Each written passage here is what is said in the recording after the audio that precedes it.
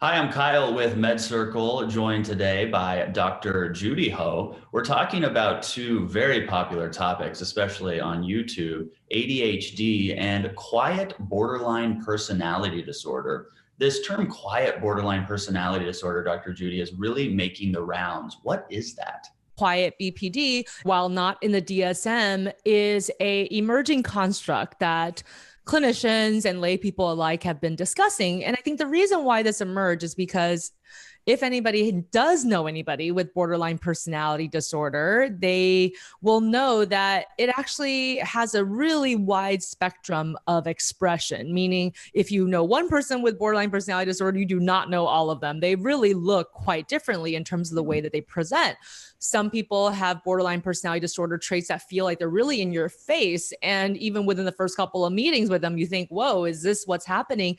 And then other people, you may know them for months without realizing that perhaps they carry some of these traits. And I would say that quiet BPD is more of the latter. It's again, a subtype not in the DSM, but an emerging construct that people are talking about. And with quiet borderline personality disorder, the most important aspect of this is that the person directs their mood swings and behaviors inward instead of lashing out at others. And so what makes it complicated to diagnose and treat is that they have a lot of intense emotions bubbling up inside, but they kind of direct that anger towards themselves, and they do more self-harming, self-damaging behaviors, both in thoughts and action, that don't become apparent until somebody really intimately knows this person for a period of time. If you're interested in learning more about the treatment options and how to seek the right treatment, we have a live panel happening tonight with many of our MedCircle psychologists and psychiatrists. You can learn more at medcircle.com or use the information below this video. Dr. Judy, that quiet BPD seems to overlap a lot with some of the symptoms of ADHD. What are those overlapping symptoms, and how can we, as just a lay person, really understand the differences? Well, BPD and ADHD have overlap in that oftentimes people with ADHD, BPD, or both struggle with difficulties in self-regulation, and they generally have difficulties with a stable sense of self, as well as relating positively in a consistent way with other people. Individuals with quiet BPD especially could have these mood swings that we sometimes see with individuals with ADHD, but they will oftentimes keep it to themselves. They'll suppress those feelings of anger, even denying that they're angry, perhaps withdrawing when they're upset. And as mentioned, related to the inconsistent self-concept, they also have lower self-esteem. And those are also some of the traits that we see in individuals with ADHD. They also have low self-esteem. Sometimes they do withdraw when they don't feel like they're doing well, particularly if they're more of the inattentive type of ADHD rather than the hyperactive and impulsive type. And there's also this idea of a fear of rejection and fear of abandonment that is very prominent in individuals with BPD, but with individuals with ADHD who have struggled in the social environment, they start to develop these traits as well. So those are some of the things that can overlap with those conditions. Why do you think, well, let me ask you this. Do you know by any chance the percentage of people who have quiet BP or quiet BPD, who have a borderline personality disorder and ADHD? Well, the research is just emerging, but early research suggests that there could be as much as 25 to 40% of overlap between the two. So that 25 to 40% of individuals with what we call the quiet borderline personality disorder construct may also have dimensions of ADHD. And obviously that makes it difficult to know what symptom really goes with which condition. Although I would say that the treatment then can be very much the same, because when we think about dialectical behavior therapy and how it helps with emotion regulation, we know that that can be applied to both symptoms or both conditions. And this is a emerging type of intervention approach that we have been calling transdiagnostic treatments, which means we know that there's these evidence-based techniques, and these evidence-based techniques can treat certain types of symptoms or groups of symptoms. And it doesn't actually matter what the diagnosis is, we're going to treat it at the symptom and presentation level. And transdiagnostic treatment approaches have actually garnered a lot of praise lately, and there's been more and more research about how they work. You have a wonderful series on MedCircle on adult ADHD. I have some questions about that, but right now I'd like to give the viewer an inside look into that series. Take a look at this. Now, what are some common misconceptions when it comes to adults who either believe they have ADHD or have received the diagnosis? I feel like everybody thinks that they have ADHD, and I think everybody is on the spectrum at some point, at some time. But if you just have inattentiveness occasionally, but it doesn't actually impair your functioning and you're not that distressed about it, then you're not really going to qualify for that diagnosis of ADHD. Adulthood ADHD is relatively at 50% of the prevalence rate as childhood ADHD. So national studies have shown that ADHD in childhood is about 5% of the population. In adulthood, it's 2.5%. So roughly 50% of people recover from ADHD by the time they hit the age of 18, and then 50% go on to continue to suffer symptoms in their adulthood. And I think a big misconception is that it looks the same for some reason, because it doesn't. In adulthood ADHD, the hyperactive and impulsive features look very different. As a child, the child's running around the classroom, getting out of their seat, really being very rule not abiding, which causes them negative attention, and that's usually when the teachers identify them and talk to the parents. In adulthood, they may still have that restlessness, but as adults, we're a bit more controlled in terms of our behavior. Right. So we're not going to be running around when we know we're not supposed to, but you might just feel really fidgety. And so sometimes you see individuals like tapping very nervously on the desk or on the table, and that may be a manifestation of an adulthood form of combined ADHD. You can watch that full series and more at watch.medcircle.com. Dr. Judy, with the ability for adults to get ADHD as an adult, can an adult get quiet borderline personality disorder? They didn't show symptoms in their teens and early 20s, but now at the age of 48, they're starting to notice these symptoms. Well, I think that can happen, although I would say that it's more rare that all throughout their life they really haven't had any symptoms. It's more correct how you presented it, which is that they started noticing them later in life. And I is sometimes those symptoms are there. They're kind of in the backdrop of that personality development, but perhaps because their life hasn't been overtly stressful in a specific way that brings out those symptoms, they haven't noticed it. Sometimes individuals notice it later because they become more self-aware and they realize, oh, this is why I had some difficulties with relationships earlier in life. I just didn't know the name for that. A lot of times, for example, people don't realize that in their earlier years, in their 20s and even 30s, that some of their relationship dynamics, how they maybe are attracted to people who are very dismissing, and how they fear abandonment and rejection at the smallest, even ambiguous clues that the person may be losing interest.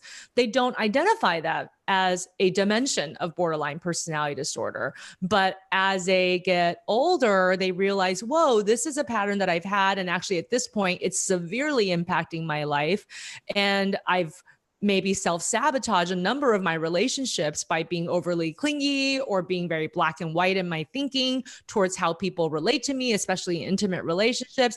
And they don't recognize that until their older ages. But in the earlier years, they were already exhibiting some of those behaviors. That makes excellent sense. And that was a good reminder. Thank you for that. Why do you think there is seemingly 25 to 40% of the population, or of people who have quiet borderline personality disorder, also have ADHD? Why is there so much overlap? Well, when you think about the etiology of both conditions, again, obviously there are some differences, but some of the similarities in terms of causes or maintaining factors of both conditions is that generally individuals with ADHD and with borderline have some adverse childhood experiences. Some of them come from their actual family of origin. So maybe they had very dismissing parents, or maybe even parents that had borderline traits themselves. But when somebody has ADHD, that also emerges early in childhood, and it really affects somebody's self-esteem if they weren't identified and treated early, because you notice how different you are to the other peers who just seem to get things more than you do. The teachers are pointing out how you're not paying attention and you're constantly being reprimanded in class. And then in addition, as we mentioned, individuals with ADHD oftentimes struggle with developing positive relationships. So there's that fear of abandonment that starts to emerge at a young age. And so when you look at the possible causes that overlap between the two conditions, you can think about why perhaps as they approach adulthood, they might exhibit similar constructs in terms of how they act and interact with the world, but also one condition might start to overlap into another, because people oftentimes think about the development of certain personality conditions, and particularly borderline, with instances of trauma. Well, when you've been bullied in school, when you've been rejected over and over again by your peers, that is a form of trauma for many people. And that could be one of the causes that promoted the symptoms of borderline to emerge as you get older. Very interesting. Tonight, I'm very excited because we have a panel of MedCircle psychologists and psychiatrists who are going to be answering questions and discussing live, answering your questions, not my questions, answering your questions. If you'd like to be a part of that, check out the information below this video or go to medcircle.com. You can also see upcoming live virtual classes that you can attend, ask your questions. This is not treatment, it is education. But if you would like to learn more about that directly, you can go to medcircle.com/live. I'll be very excited to see you all tonight. Why would one person with quiet BPD have ADHD while someone else with quiet BPD would not show any symptoms related to ADHD? Well, I think, as we know, all psychological conditions are multifactorial. They develop from a lot of different instances and factors that influence the person's trajectory. And one thing that we do mention a lot in the emerging research is the idea of a familial link. And so if you have family members who also have borderline personality traits or on the spectrum, or if you have family members who also have ADHD or on the spectrum, that certainly could be one of the major contributions to why you then emerge with those traits yourself. There's also, as we briefly mentioned earlier, the impact of the environment, and it's particularly the social environment. And I think that when an individual has been subjected to repeated instances of isolation, rejection, social negative influences, they're more likely to develop both BPD and ADHD. And I think when we think about how these symptoms emerge in individuals, it's not often clear what emerges first. Although I would say that when somebody has both ADHD and BPD, usually the ADHD condition emerges first, because we know that that's a developmental problem where people start to have symptoms in their childhood. BPD is more of an emerging thing where you don't start to see those traits until maybe teenage years, and then certainly not solidified until the person is a bona fide adult. And so for those reasons, if we were to talk about which one generally emerges first, the ADHD may emerge first, but depending on your familial and social environmental factors, you may also then later develop the BPD condition in combination with the earlier emerging ADHD. Certainly, people living with borderline personality disorder benefit from having a strong family support. MedCircle has a series on family strategies and supporter strategies to help those with BPD. I'd like to give you an inside look into that series right now. Take a look at this. Let's start with creating this safety plan. Yeah. Can you do it without a professional? I think so. I think that it's on a good day, you know, when everyone's kind of getting along, say, you know, I always want to make sure that home or whatever this place is feels safe to you. What can I do when that happens? You know, when you're sort of feeling out of control, what would help you feel safe at that time?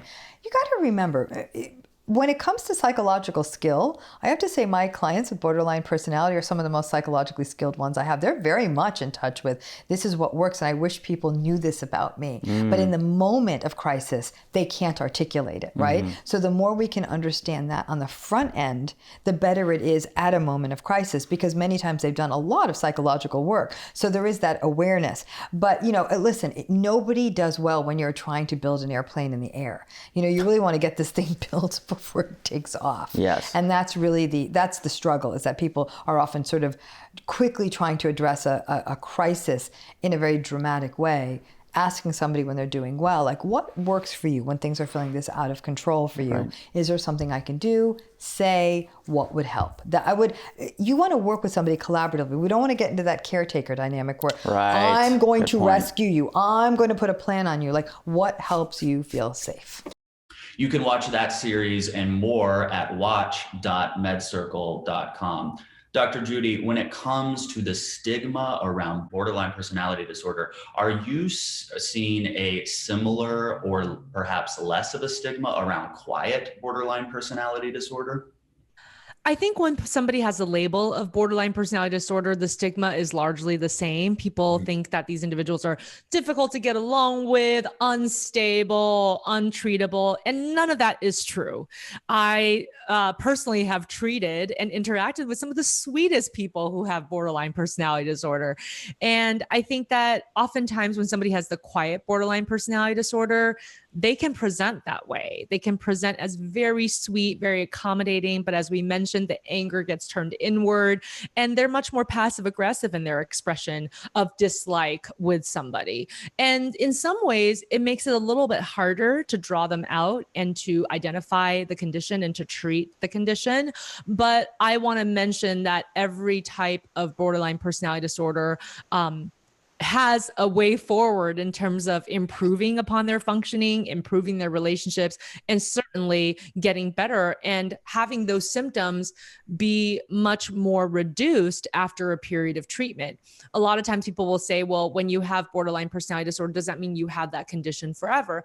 Personality conditions are more longitudinal. We do think of them as more long-term, but there are people who are treated so that the borderline personality disorder symptoms are basically not noticeable. And so even if they would say, well, I think that they're still kind of in the backdrop and I just kind of have to watch it and I have to use my interventions, if it's not impacting their life, then effectively they've gotten much better and it doesn't really matter what the label is. And that's what I really encourage people to think about is, the individuals who exhibit borderline personality disorder symptoms, they get so much bad rep. And yet if they work hard, just like they work hard on anything else like depression or anxiety symptoms, they can get relief and their relationships and functioning do improve. And so I really do hope that the stigma gets better, that people stop thinking that it's a condition that can never be treated, because that's just completely false.